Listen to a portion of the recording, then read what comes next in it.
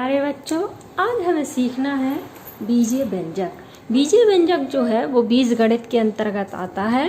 बीजगणित क्या है? गणित की एक ऐसी शाखा है जिसमें अक्षरों का प्रयोग कर नियमों और सूत्रों को व्यापक रूप से लिख पाने में समर्थ हो पाते हैं। ठीक है ना? तो यहाँ अक्षर से क्या तात्पर्य है?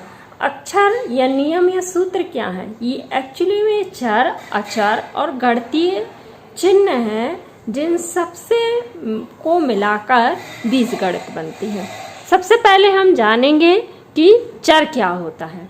चर वह राशि है जिसका मान बदलता रहता है, यानी इसका मान स्थिर नहीं रहता, ये कोई भी मान ले सकता है। जैसे एग्जाम्पल तौर पे आप सीखें कि जैसे मान लो x है, तो x की जगह हम 1 भी रख सकते हैं, x बराबर हम 2 भी रख सकते हैं, x बराबर हम 3, यानी कोई भी मान हम रख सकते हैं। तो ये x जो या y या z ABCD के कोई भी अक्षर हैं वो सारे क्या कहलाते हैं? चर कहलाते हैं। जैसे हमने यहाँ उदाहरण लिखे हुए हैं।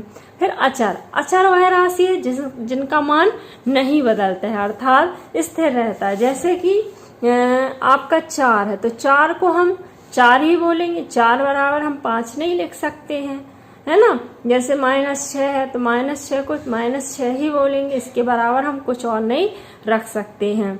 तो ऐसी राशियां अचर कहलाती हैं, यानी कि पूरी जो संख्याएं हैं वो आपकी अचर राशि हैं। इसके बाद गणितीय चिन्ह आप जानते ही हैं, ये जोड़ने का है, ये घटाने का, गुणा, भाग और भी गणितीय चिन्ह होते हैं। इस प्रकार से हमने जाना कि चर, अचर और गणितीय चिन्ह क्या कहलाते हैं। अब आ जाइए बीजीय व्यंजक, जो कि हमें सीखना था। तो बीजीय व्यंजक जो होता है उसका निर्माण कैसे होता है? चर राशि, अचर राशि और गणितीय चिन्ह से मिलकर बना होता है। यानी बीजीय व्यंजक में ये सारी चीजें होंगी, चर भी होगा, अचर भी होगा और गणितीय चिन्ह। जैसे फॉर एग्जाम्पल 3x + 2, तो 3 और 2 क्या है? ये अचर राशि है। x क्या है? चर राशि है। प्लस क्या है? गणितीय चिन्ह है। इन सारी चीजों से मिलकर जो है वो बीजीय व्यंजक बनता है। ठीक है। इसके बाद और हम साधारण भाषा में समझ सकते हैं कि उदाहरण के रूप में सरिता के पास अमीना से 10 कंचे अधिक हैं। तो ये क्या है? वाक्य है ना, जिसको हमें किस में बदलना है? चर, अचर और अक्षर में बदलना है। तो अमीना के पास मान लीजिए x कंचे हैं, तो सरिता के पास कितने हो जाएंगे? x + 10 कंचे होंगे। यानी हमें पूरा बीजीय व्यंजक जो है वो ABCD के अक्षर, गणितीय चिन्ह और गिनती को मिलाकर ही पढ़ना है। और यह एक तरह की गणितीय भाषा है। बीजीय व्यंजक जो है वो एक तरह की गणितीय भाषा है। अब देखिए आगे आपकी ब्रिज कोर्स की किताब में पेज नंबर 83, अपना लास्ट चल रहा है ये, 83 पर कारपत्र 1 में कहा है कि एक पेटी में, और आप पेटियों की संख्या के पदों में आमों की कुल संख्या को कैसे लिखेंगे? तो ध्यान दीजिए, हम समझाते हैं आपको कि लिखा है इनने कि एक पेटी में 50 आम हैं। ठीक है। तो 2 पेटी में कितने होंगे? 2 × 50 आम, तो कितने? 2 × 50 मतलब 100 आम होंगे। 3 पेटी में कितने होंगे? 3 × 50 मतलब 150 आम होंगे। इस तरह से हम और 4, 5, 6 ऐसे बढ़ते जाएं। कहाँ आ जाएं? बी एक इन्होंने कहा है कि बी का, पेटियों की संख्या के लिए बी का, यानी हम जैसे जैसे बढ़ती जाएंगी तो हमें बी पर आ गए। तो बी अगर पेटी है तो b × 50, यानी कितने आम होंगे? आमों की संख्या 50, 50 बी आएगी। आमों की संख्या क्या आएगी? 50 बी। ठीक है। इसके बाद अगला प्रश्न यहाँ, यानी हमारा उत्तर जो हो जाएगा वो 50 बी हो जाएगा। लीला राधा की छोटी बहन है। लीला राधा से 4 वर्ष छोटी है। क्या आप लीला की आयु राधा की आयु के पदों में लिख सकते हैं?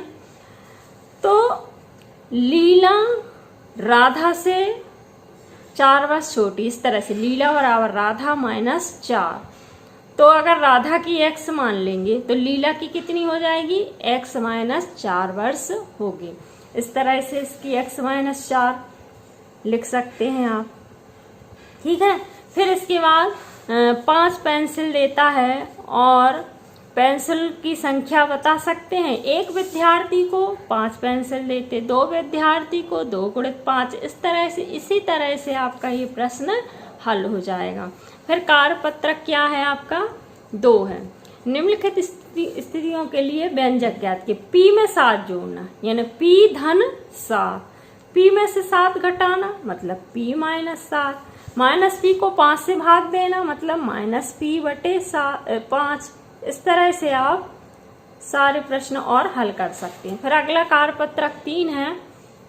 p = -2 लिखा है तो निम्नलिखित के मान ज्ञात कीजिए।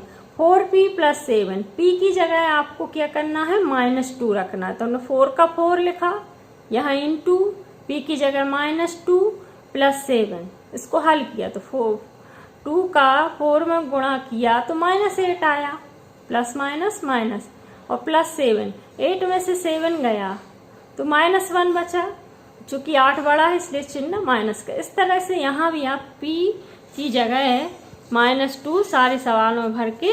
84 पेज कह रहा है कि 4 अक्षरों का गणितीय संख्या को प्रयोग करती है बीजीय व्यंजक। सारे बीजीय व्यंजक ही हमें प्राप्त करने हैं, तो ध्यान दीजिए। सबसे पहले लिखा है कि संख्याओं x तथा y के योग का आधा, तो x धन y का योग है x धन y, और आधा है /2। इसी तरह p और q का गुणनफल और इसका आधा मतलब /2। फिर इसके बाद z को सेम से, यानी z को z से ही गुणा करना, तो z और z का गुणा z² आएगा। गुणा में घातें क्या होती हैं, जुड़ जाती है यदि आधार एक से हो। फिर चौथा है कि संख्याओं a और b के गुणनफल में से इसके योग को घटाना, तो a और b का गुणनफल किया और इन्हीं का योग किया और इस गुणनफल में से योग को घटा दिया। फिर है कि 10 में से y तथा z के गुणनफल को घटाना, तो 10 लिखा और y और z का ये गुणनफल और ये घटाने का चिन्ह। फिर इसके बाद प्रश्न नंबर 2 में x = 1, तो इसमें x = 1 रखना है, तो 1 रखा तो 1 + 4 = 5। इसी तरह पूरे प्रश्नों में ये जो प्रश्न है इसमें भी आपको क्या रखना है, 1 रखना है। फिर है एक समबाहु त्रिभुज की भुजा L से दर्शाते हैं, तो और परिमाप को y का प्रयोग करती है व्यक्त करना है। तो समबाहु त्रिभुज है, तो समबाहु त्रिभुज की तीनों भुजाएं बराबर होती है, तो L + L + L तीनों भुजाओं का परिमाप यानी जोड़ योग करना पड़ेगा भुजाओं की लंबाई का, तो L + L + L, L L L कितने हो गए, 3L हो गए, तो y = 3L।